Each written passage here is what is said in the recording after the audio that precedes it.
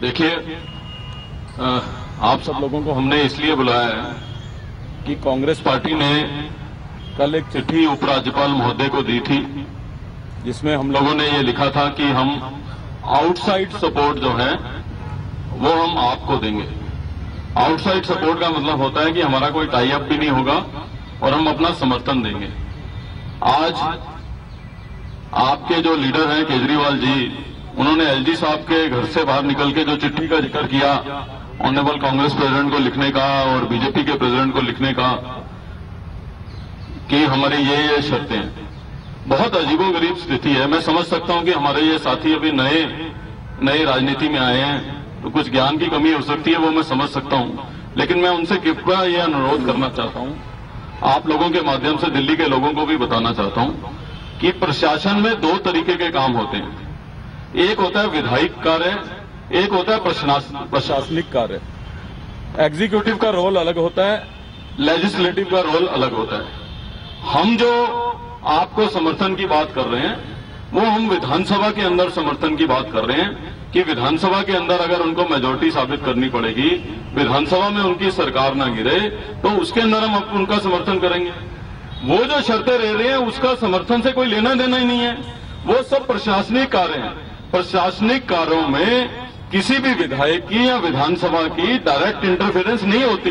माननीय केजरीवाल साहब को ये बात समझनी चाहिए। अब वो कह रहे हैं कि वो बिजली सस्ती करना चाहते हैं तो करो, उसमें विधानसभा का क्या रोल है? वो तो जो है कैबिनेट का फैसला है, सरकार का फैसला है, उन्होंने करना है वो करें। वो कह रहे हैं कि करप्शन में हम जांच कराएंगे, तो करप्शन की जांच के लिए विधानसभा से पूछने के लिए नहीं आना पड़ता। करप्शन की जांच जो है कोई भी मंत्री या चीफ मिनिस्टर सीधा फाइल पे ऑर्डर कर सकता है, उसको किसी से पूछने की जरूरत नहीं है। तो हमारी सहमति या ना सहमति की क्या बात है? और ये तो नॉर्मल रूटीन है, अगर किसी ने कुछ गड़बड़ की है और करप्ट है तो उसके खिलाफ कार्रवाई होनी चाहिए। ये जो भी चीफ मिनिस्टर या मिनिस्टर बनता है, जब वो ओथ लेता है तो ओथ में इस बात का प्रॉमिस करता है कि वो कॉन्स्टिट्यूशन से चलेगा। तो हमसे क्या पूछ रहे हो भाई? हमारे हाँ या ना करने से क्या होता है? और उसके लिए आपको विधानसभा आने की जरूरत नहीं है कि हम समर्थन करेंगे कि नहीं करेंगे, हमारे समर्थन की जरूरत ही नहीं है, वो एडमिनिस्ट्रेटिव डिसीजन है। फिर आप कह रहे हैं कि जो है पानी का हम कम करेंगे, तो करो भाई, मुख्यमंत्री जल बोर्ड का चेयरमैन होता है, विधानसभा में तो पूछने की भी जरूरत नहीं है। तो फिर विधानसभा हमसे क्यों पूछ रहे हो कि हम समर्थन देंगे कि नहीं? हम जो समर्थन देंगे हम रोजमर्रा के काम में नहीं करेंगे। अब कल को आप ये कहो कि हम बिजली सस्ती कर रहे हैं, हम पानी दे रहे हैं और इसके लिए पैसा भी जो है आप ही अरेंज करके दोगे, तो हम तो ना अरेंज करेंगे, वो तो जो सरकार चला रहे हैं उन्हीं को अरेंज करना पड़ेगा। अब आप अगर पैसा अरेंज कर लेते तो ये सब करिए, नहीं अरेंज कर पाते तो ये सब मत करिए। आपने वायदे करने से पहले क्या हमसे पूछा था क्या? जो अब आप हमसे पूछ रहे हो, आप समर्थन का मतलब कृपया मैं आपको कहना चाहता हूं कि लोकतांत्रिक एक आप लोगों ने तो बहुत पैसे वाले लोग हैं, ये इन्होंने बहुत लोग हायर किए हुए हैं। तो जब आपने मीडिया वाले हायर किए हुए हैं, आपने आईटी स्पेशलिस्ट सोशल मीडिया के लिए हायर किए हैं, तो कृपया करके एक कोई रिटायर्ड अफसर भी, अधिकारी भी हायर कर लीजिए जो आपको विधायिक प्रक्रिया तो समझा दे कि गवर्नेंस का मॉडल कैसे चलता है, कैसे क्या होता है। तो उसके बाद पत्र लिखिए। और अरुण जी ने ठीक कहा कि आप जो है दिल्ली गवर्नमेंट के लिए चुने गए हो। आप जो है कल को जो है कहो कि अमेरिका की ये प्रॉब्लम भी मैं ही दूर करूंगा, तो वो तो नहीं हो पाएगा।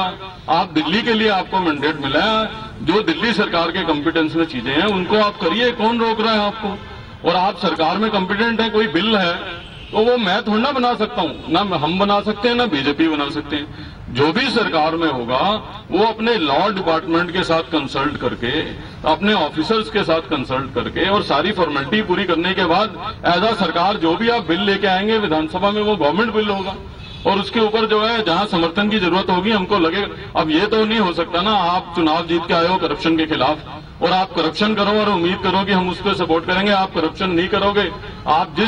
हम आपको सपोर्ट इसलिए दे रहे हैं कि हमको ये लगता है कि जो वायदे आपने लोगों को किए, दिल्ली के लोगों ने आपको मैंडेट उन वादों के हिसाब से दिया। हमको लगा है कि दिल्ली के लोगों को उम्मीद है कि जो आपने वायदे किए वो पूरे किए, तो हम तो आपको इसलिए समर्थन दे रहे हैं कि आपने जो भी दिल्ली, क्योंकि हम किसी भी पार्टी के लिए उसका मैनिफेस्टो जो है वो कुरान और गीता से कम जो है पूजनीय नहीं होता, चाहे वो कोई भी पार्टी हो, चाहे वो कांग्रेस हो, चाहे वो बीजेपी हो।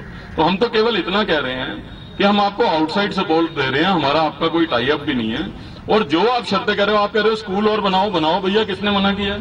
स्कूल, अब मैं शिक्षा मंत्री रहा हूं कि मुझे कहीं स्कूल खोलना है तो मैं पहले विधानसभा में बीजेपी से पूछने थोड़ा ना जाता था या अपने एमएलए से पूछने थोड़ा ना जाता था कि मैं स्कूल खोलूंगा कि नहीं खोलूंगा। ये तो प्रशासनिक डिसीजन है, आप लोग, आपको पूछने की जरूरत ही नहीं, विधानसभा में आने की जरूरत नहीं।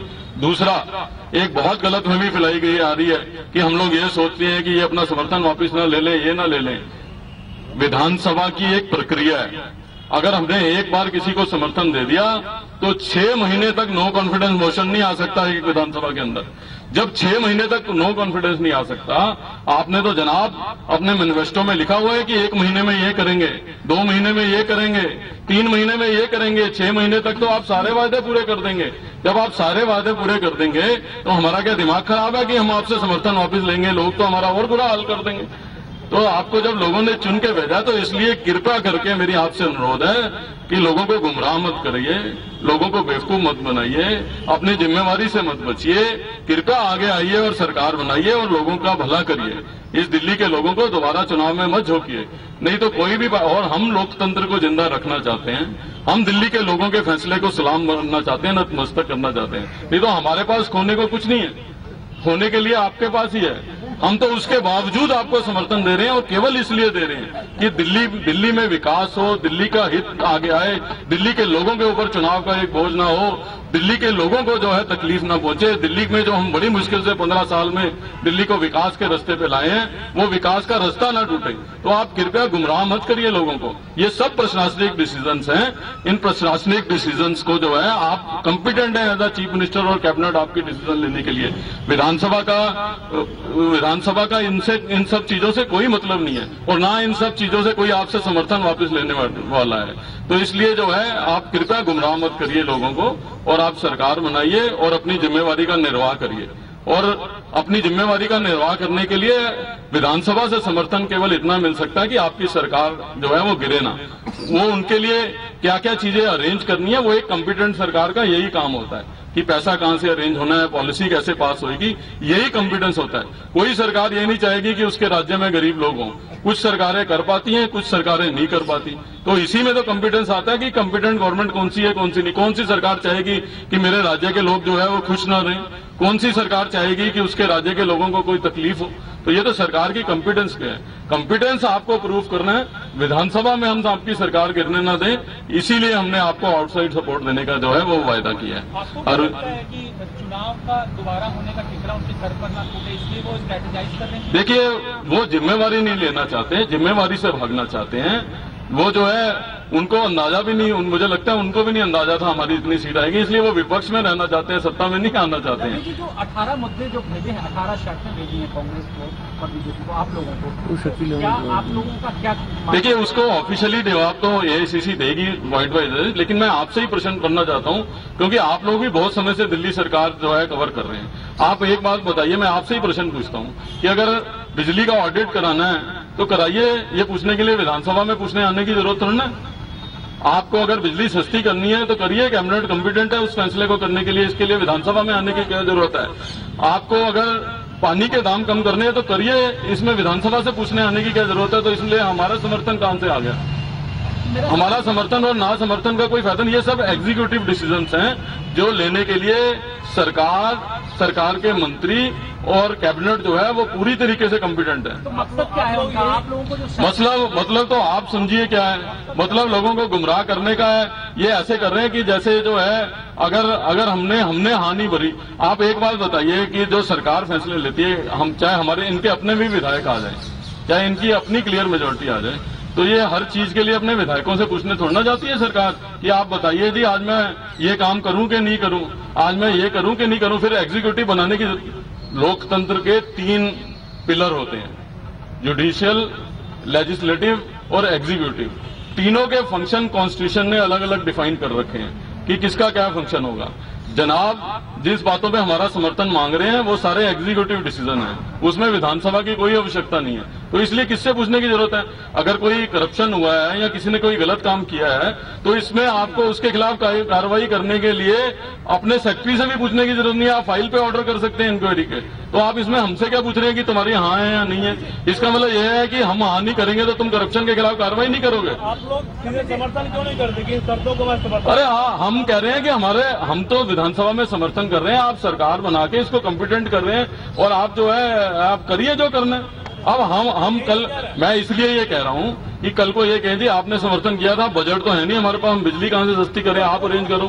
तो बजट अरेंज करना विधायक का काम नहीं है, सरकार का काम है। आप जब सरकार चला रहे हो, ऐसे तो कोई भी सरकार जो होगी वो ये कहेगी मैं तो जो है सबको सोने का मकान बना के देना चाहता हूं। तो सोने के मकान के लिए पैसे तो होने चाहिए ना सरकार के पास, वो तो सरकार ही अरेंज करेगी ना, वो विधायक थोड़ा ना अरेंज करके देंगे। इसलिए हम कह रहे हैं कि ये एग्जीक्यूटिव डिसीजन है।